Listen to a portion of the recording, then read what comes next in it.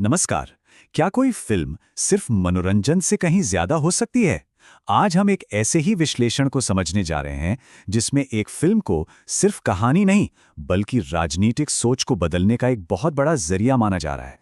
तो ये पूरा विश्लेषण एक बहुत ही दमदार दावे से शुरू होता है, और वो दावा ये है कि ये फिल्म मनोरंजन के लिए है ही नहीं, बल्कि ये असल में बीजेपी का अब तक का सबसे महंगा चुनावी विज्ञापन है। तो देखिए, हमारा मकसद यहाँ ये तय करना नहीं है कि फिल्म अच्छी है या बुरी। हमारा काम है ये समझना कि इस विश्लेषण के मुताबिक लोगों की सोच पर असर डालने के लिए कौन-कौन सी तरकीबें इस्तेमाल की गई हैं। हम सिर्फ पेश किए गए तर्कों को एकदम निष्पक्ष होकर देखेंगे। तो सबसे पहले ये विश्लेषण कुछ साइकोलॉजिकल टेक्निक्स की बात करता है, जिनका इस्तेमाल, ऐसा कहा जा रहा है, दर्शकों की सोच को एक खास तरफ मोड़ने के लिए किया गया है। चलिए देखते हैं ये क्या है।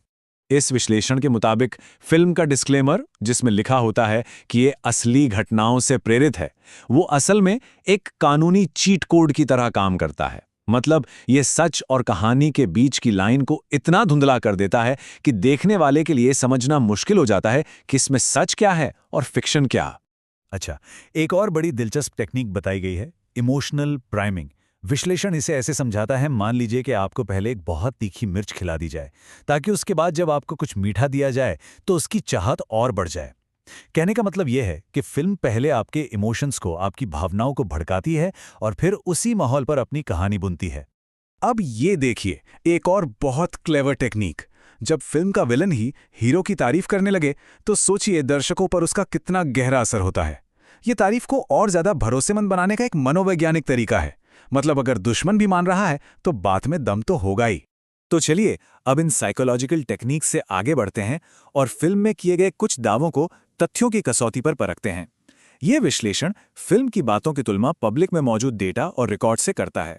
यहां पर फिल्म के डायलॉग्स और असलियत के रिकॉर्ड्स के बीच का सीधा टकराव साफ दिखता है। एक तरफ फिल्म का नैरेटिव है और दूसरी तरफ जो सबूत पेश किए गए हैं वो बिल्कुल उल्टी कहानी बताते हैं। इस विदेशी फंडिंग वाले मामले में विश्लेषण सिर्फ बयानों पर नहीं रुकता, वो रिपोर्ट्स का हवाला देकर इस दावे को सीधा चैलेंज करता है कि विदेशी पैसा सिर्फ सरकार के विरोधियों को मिला, बल्कि ये दिखाया जाता है कि संघ से जुड़े संगठनों को भी लाखों की फंडिंग मिली। अब आते हैं नोटबंदी पर। विश्लेषण के मुताबिक फिल्म इसे एक मास्टर स्ट्रोक की तरह दिखाती है। दावा ये किया जाता है कि इससे पाकिस्तान से आ रहे 60,000 करोड़ रुपए के जाली नोटों को रोका गया। लेकिन विश्लेषण इसकी तुलना आरबीआई की रिपोर्ट से करता है, जिसमें बताया गया था कि उस साल सिर्फ 43 करोड़ रुपए की जाली करेंसी पकड़ी गई थी। जाहिर है 60,000 करोड़ और 43 करोड़ में जमीन आसमान का फर्क है। और तो और इस बात पर भी जोर दिया जाता है कि नोटबंदी में बंद हुए 99.3% नोट बैंकिंग सिस्टम में वापस आ गए थे। तो सवाल ये उठता है कि अगर इतने ज्यादा जाली नोट बाजार में थे तो वो सब गए कहां? देखिए, कभी कभी जो कहानी दिखाई नहीं जाती वो दिखाई गई कहानी से ज्यादा जरूरी होती हैं। इस विश्लेषण का तर्क ये है कि फिल्म जानबूझकर कुछ बड़ी घटनाओं को नजरअंदाज कर देती हैं। ऐसी घटनाएं जो उसके हीरो वाली इमेज को कमजोर कर सकती हैं, जैसे कि ये कुछ बातें जो यहाँ लिस्ट की गई हैं। और ये हमें उस चीज पर लाता है जिसे विश्लेषण इस फिल्म का सबसे अहम पहलू मानता है, हाल के इतिहास को। उस इतिहास को जिसे हम सब ने जिया है, उसे फिर से लिखने की कोशिश। इसे गैसलाइटिंग का हथियार कहा गया है। तो ये गैसलाइटिंग होती क्या है? ये एक साइकोलॉजिकल टर्म है। इसका मतलब है किसी को ये यकीन दिला देना कि उसकी अपनी यादें, उसकी अपनी समझ ही गलत है। मतलब जो उसने देखा या महसूस किया वो सच था ही नहीं। और विश्लेषण का तर्क यही है कि ये फिल्म बड़े पैमाने पर, मास स्केल पर यही काम कर रही है।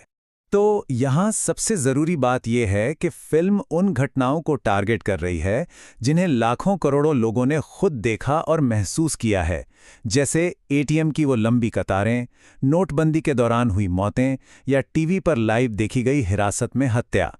फिल्म इन सभी अनुभवों को लेकर कह रही है कि आपकी याददाश्त गलत है। असल में इन सब के पीछे एक बड़ा मास्टर प्लान या खुफिया ऑपरेशन था। तो फिर इस पूरे विश्लेषण का निचोड़ क्या है? ये सारी बातें मायने क्यों रखती हैं? निष्कर्ष ये है कि फिल्म का असली मकसद सिर्फ एक हथियार की तरह काम करना है, जो लोगों के अपने तजुर्बों को, उनकी अपनी यादों को एक खास राजनीतिक कहानी में फिट करने के लिए बदल दे। ये सिर्फ इतिहास को फिर से लिखना नहीं, बल्कि लोगों की अपनी याददाश्त को ही फिर से लिखने की कोशिश है।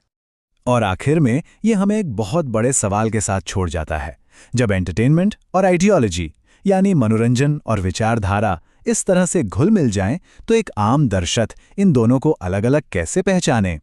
ये आज के दौर में मीडिया लिटरेसी यानी मीडिया साक्षरता की अहमियत को दिखाता है, जहां कहानी और राजनीतिक मैसेज के बीच की लकीर लगातार धुंधली होती जा रही है।